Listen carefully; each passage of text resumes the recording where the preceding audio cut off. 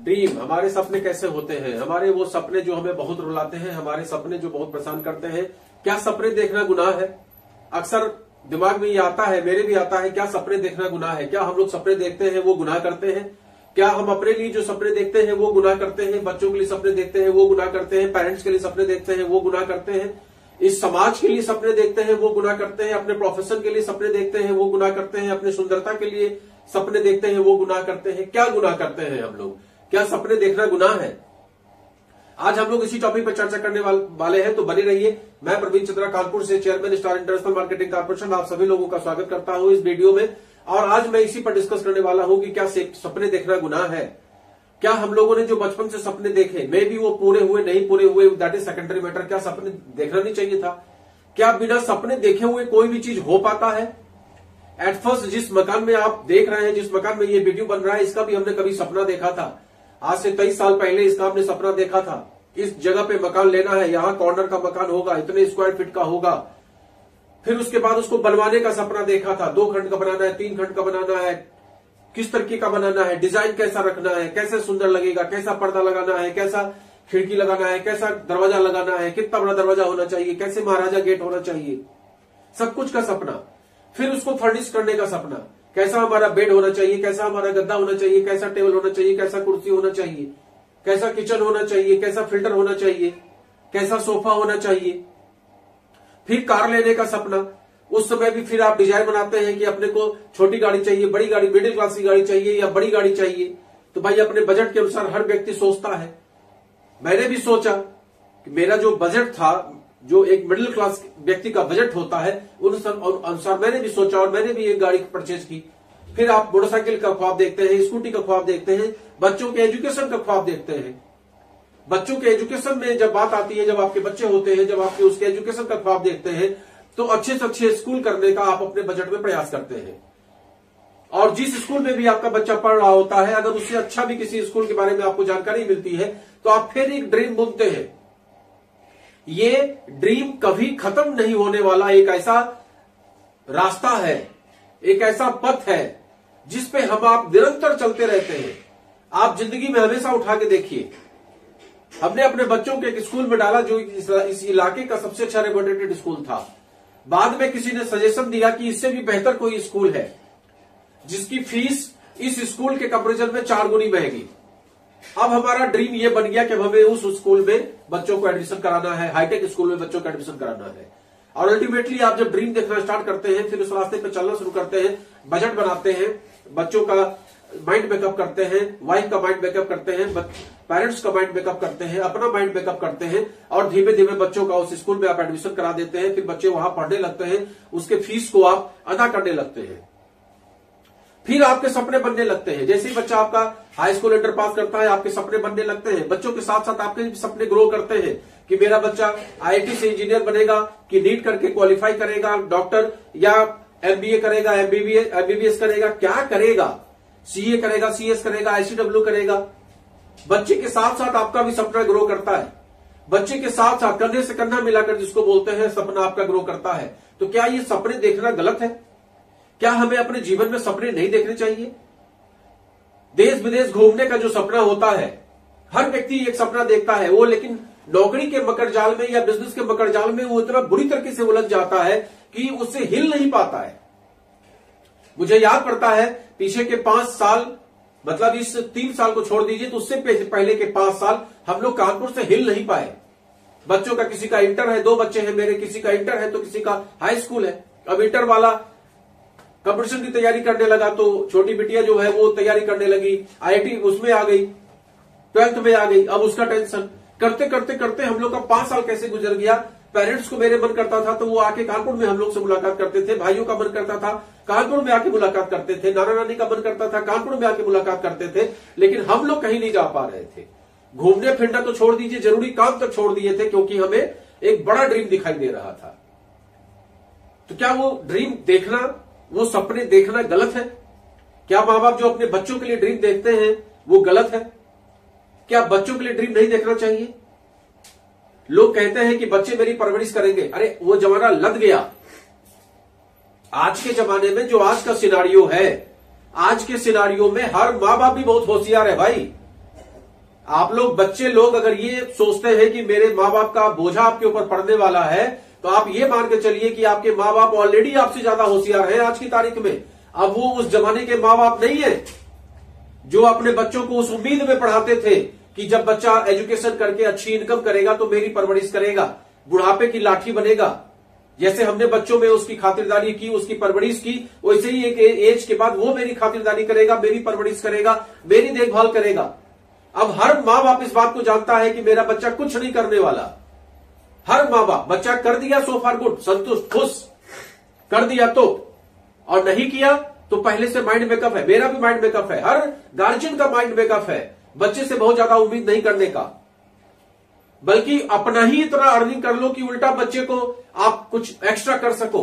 क्योंकि जो आज का सिनारियो है, आज आप देख रहे हैं, वो भोक्तावादी समाज हम लोग के समय में इतना ज्यादा नहीं था, लेकिन आज की तारीख में वो भोक्ता समाज हद से ज्यादा हो गया है।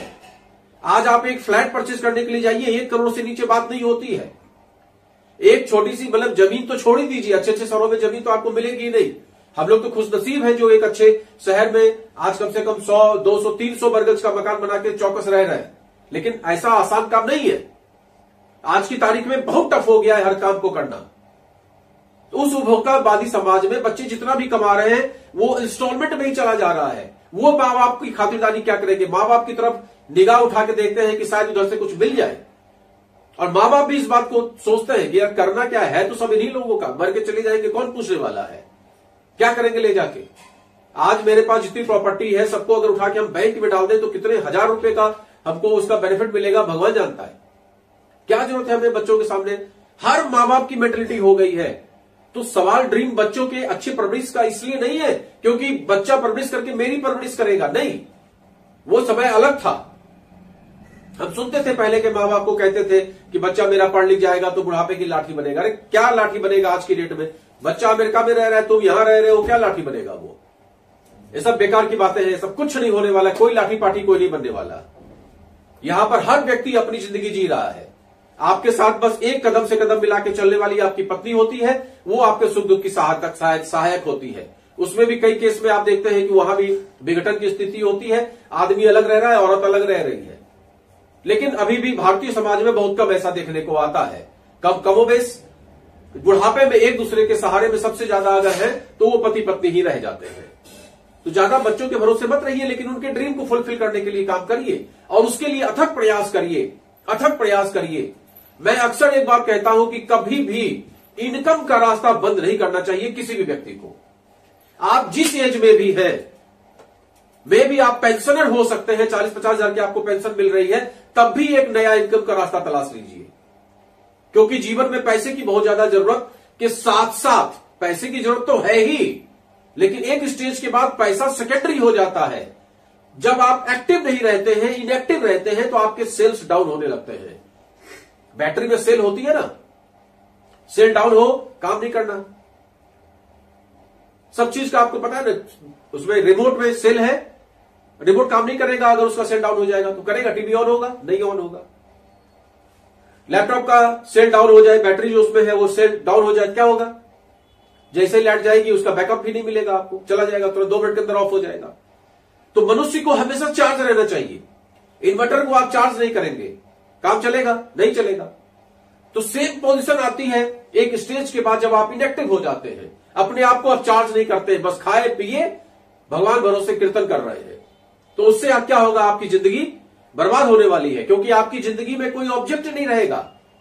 पैसा कमाना एक ऑब्जेक्ट है, देश विदेश घूमना एक ऑब्जेक्ट है, कुछ ऑब्जेक्ट लेकर चलना चाहिए मनुष्य को। ड्रीम कभी खत्म मत करिए, नेवर एंडिंग करिए, नेवर एंडिंग, कभी खत्म नहीं होने वाला। एक ड्रीम खत्म हो, सेकंड तुरंत थॉट लीजिए हमें ये काम करना है। आज आपने रामेश्वर का थॉट लिया, चलिए मुझे रामेश्वर जाना है, थॉट ले लिया आपने, कोई बात नहीं, आप रामेश्वर के लिए लौट के आए, थॉट खत्म। अब पूरी जिंदगी क्या करेंगे?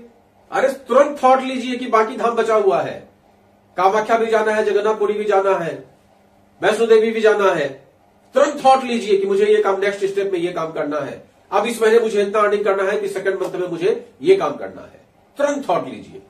आप हमेशा एक्टिव बने रहेंगे और जब तक आप एक्टिव बने रहेंगे परमात्मा आपको एनर्जी देता रहेगा। आप एक्टिव बने रहेंगे, आपके ड्रीम्स फुलफिल होते रहेंगे, आपके बच्चे खुश, आपके पेरेंट्स खुश, आपके लॉस खुश, आपके रिश्तेदार खुश और आप भी खुश, क्योंकि आप एक्टिव बने हुए हैं। इनएक्टिव हो जाने से, लिथार्जिक हो जाने से, बीमार हो जाने से कुछ हासिल नहीं होने वाला मेरे भाई। तो ड्रीम देखना गलत नहीं है कहीं से भी। आप ड्रीम देखिए, उसको फुलफिल भी करिए और फिर नए लक्ष्य की तरफ आगे बढ़ जाइए। नेवर एंडिंग करिए, जब तक सांस है तब तक चलते रहिए, चलते रहिए, चलते रहिए। चढ़े बहती, चढ़े बहती, चढ़े बहती, चढ़े बहती, चलते रहिए। इस जीवन में कभी भी लक्ष्य को खत्म मत करिए, प्रयास करते रहिए, प्रयास करते रहिए। कभी ये मत सोचिए कि मेरा बुढ़ापा आ गया, कभी मत सोचिए कि अब क्या है, मेरा तो 50,000 पेंशन है, अब क्या जरूरत है फालतू पैसा कमाने की। नहीं, पैसा एक एनर्जी देता है आपको, पैसा एक रास्ता देता है आपको। मे भी आपका वो पैसा किसी काम का आपके नहीं है, क्योंकि 50,000 से आपकी गृहस्थी चल जा रही है, लेकिन उसको पाने के लिए जो आप जद्दोजहद करते हैं, उस जद्दोजहद में आप एनर्जेटिक बने रहते हैं। That's my point. अभी कल मेरे एक बहुत पुराने मित्र मेरे पास आए, हमसे बोले कि आपकी एक बात मुझे बहुत अच्छी लगी। हमने कहा बताइए कौन सी बात अच्छी लगी। भाई हम तो वीडियो पर कुछ ना कुछ बोलते ही रहते हैं, अलग अलग थॉट जो भी मेरे दिमाग में आता है आप लोगों को बताते ही रहते हैं, कभी बच्चों के लिए, कभी औरतों के लिए, कभी आदमियों के लिए। तो बोले मुझे आपकी एक बात बहुत अच्छी लगती है कि आप हमेशा 60 साल के ऊपर वाले व्यक्ति को भी कहते हैं कि काम करो, काम करो, काम करो, काम करो, काम करो, काम करो, काम करो, काम करो। काम जितना ज्यादा आप करेंगे उतने एनर्जेटिक बने रहेंगे, उतना दिमाग आपका इधर उधर फालतू की बातों में नहीं लगेगा। आप देखेंगे जो बूढ़े लोग होते हैं बैठ के एक जगह गपिया रहे हैं, बैठ के एक दूसरे के सुख दुख, उसके बहू की बुराई, उसके सास की बुराई, से कुछ हासिल होना है? कुछ नहीं हासिल होना है। नेगेटिव थॉट्स दिमाग में जाएगा, नेगेटिव थॉट्स दिमाग में जाएगा, आपका शरीर कमजोर पड़ेगा। जितना नेगेटिव थॉट्स लेकर हम जिंदा रहते हैं उतना ही ज्यादा हमारे अंदर कमी होती चली जाती है, हमारे अंदर कमी होती चली जाती है और उतने ज्यादा हम और बीमार होते चले जाते हैं। जितने ज्यादा आप लेथार्जिक होते चले जाएंगे उतने ज्यादा आप बीमार होते चले जाएंगे।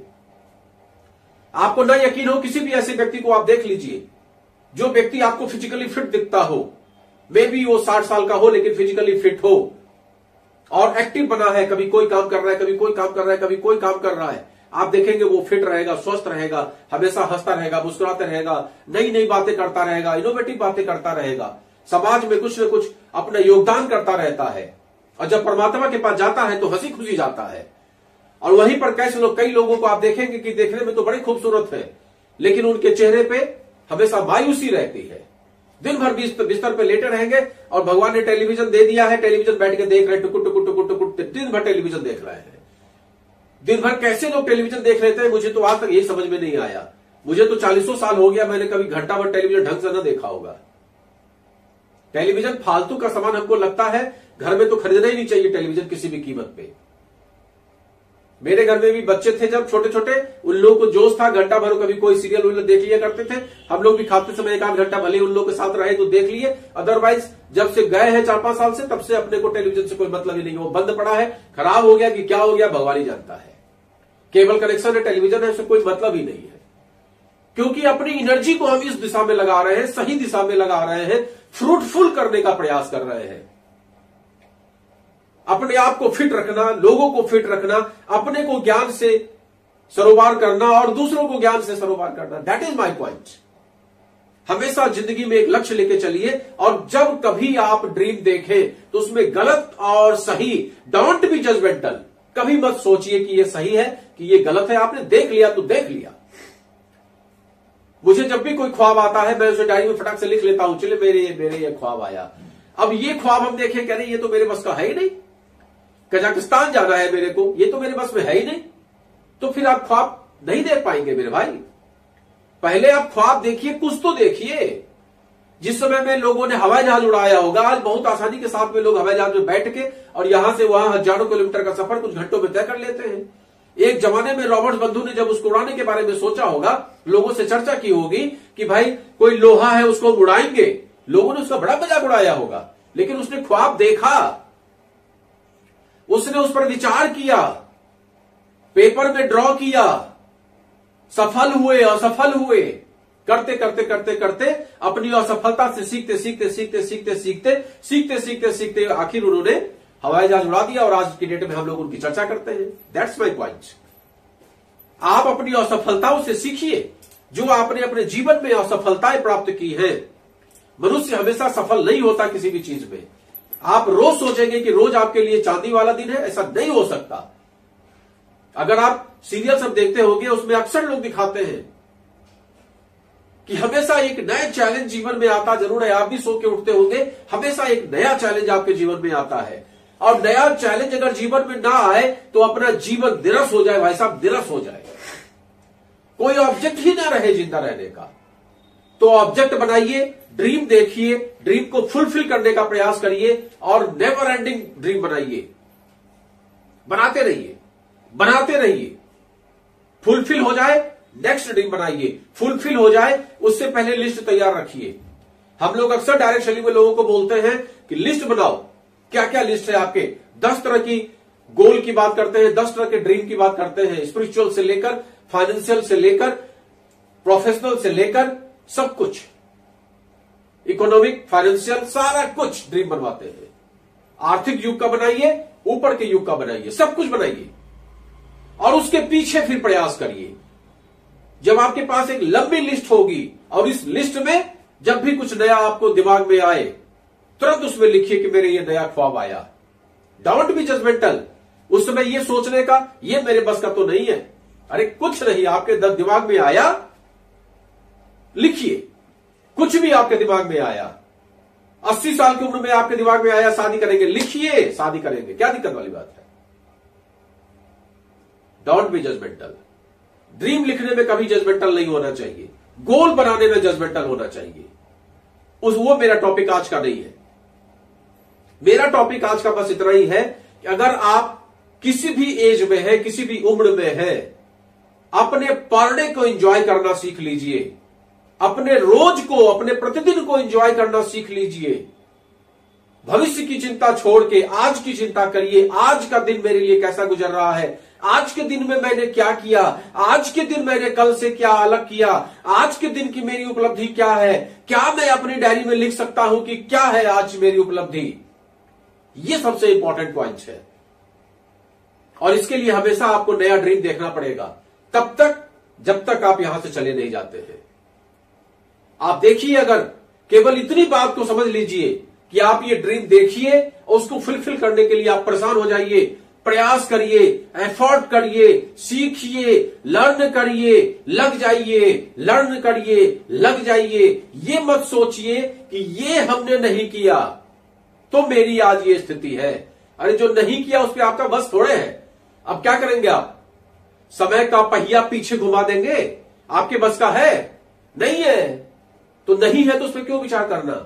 जो आने वाला समय है, अभी से 1 सेकंड बाद वो मेरे हाथ में है, 1 सेकंड पहले मेरे हाथ में नहीं है। तो जो समय गुजर गया उससे सीखिए और आने वाले समय को अच्छा करिए। That's my point. और अगर आप जीवन भर काम करेंगे तो जीवन भर हेल्दी रहेंगे, जीवन भर वेल्दी रहेंगे। किसी के सामने आपको हाथ पैर नहीं फैलाना पड़ेगा, किसी के भरोसे आपको रहना नहीं पड़ेगा। वो चाहे बेटा हो, चाहे बेटी हो, चाहे आपका कोई रिश्तेदार हो, किसी के भरोसे मत रहिए।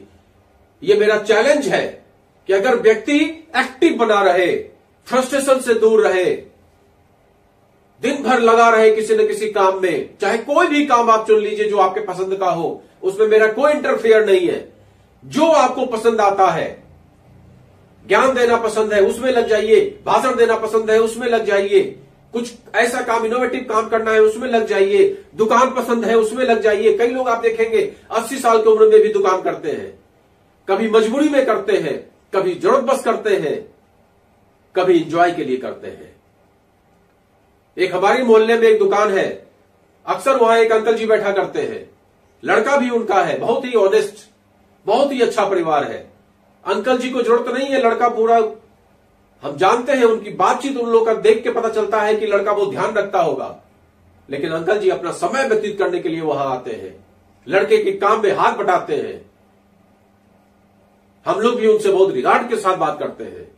तो आप सोचिए, उस अंकल जी को काम करने की आवश्यकता रोकड़ा के लिए नहीं है, उनको इसलिए काम करने की जरूरत है कि अपने समय को उनको काटना है, प्रोडक्टिव वर्क करना है, समाज के बीच में रहना है, अपने शरीर को चलाना है, अपने हेल्थ को मेंटेन करना है। जब आप लोगों के बीच में रहते हैं, लोगों से चर्चा करते रहते हैं, कभी किसी को साबुन देते हैं, कभी किसी को कुछ देते हैं, कभी किसी को कुछ देते हैं, कभी किसी लड़के से कहते हैं कि भाई ये चीज उठाओ, कभी 5 किलो दाल तौलो तो 5 किलो चावल तौलो, आप एक्टिव बने रहते हैं दिन भर। लड़के का सहयोग तो हो ही रहा है, साथ में आपके अंदर जो एक्टिवनेस है उसके बदले में परमात्मा आपको क्या दे रहा है? हेल्थ, चमकता हुआ चेहरा, डल चेहरा नहीं दे रहा। परमात्मा ने आपको इसीलिए चमकता हुआ चेहरा दिया। अगर आप जबरदस्त तरीके से लगे हुए हैं तो अपने एनर्जी को कभी बर्बाद मत करिए, ड्रीम हमेशा देखते रहिए और पर डे को जीना सीख लीजिए। जो हुआ उसको भूल जाइए, जो आने वाला है उसको याद करिए। और सबसे इंपॉर्टेंट चीज, किसी के भरोसे मत बैठिए। बैसाखी का सहारा जो होता है, त्योहार जरूर बैसाखी का है, लेकिन बैसाखी का जो सहारा होता है वो चाहे ये बैसाखी हो, चाहे परिवार की बैसाखी हो, चाहे बच्चों की बैसाखी हो, किसी के भरोसे मत रहिए। अपना काम खुद करने की आदत डालिए। आप देखिए जिंदगी में आप सफल हो जाएंगे। अगर आपको ये वीडियो अच्छा लगता है तो आप लोगों तक शेयर करिए। मुझे उम्मीद है कि मेरी उम्र से बढ़कर जो लोग एज में हैं उनके लिए ये वीडियो बहुत ही शानदार होने वाला है और उन्हें अच्छा लगेगा। उन्हें निश्चित तौर पे एक काम करने की प्रेरणा मिलेगी। तो आप सभी यंग एज के लोग भी अगर देख रहे हैं तो आप इस वीडियो को उन लोगों तक भेजिए जो हमारी एज या हमसे बड़े एज के हैं। उनको जरूरत है आज प्रेरणा की, वो आपकी बात नहीं सुनने वाले। तो मुझे उम्मीद है कि आप ऐसा करेंगे। ये भी एक समाज कल्याण का काम है। नमस्कार।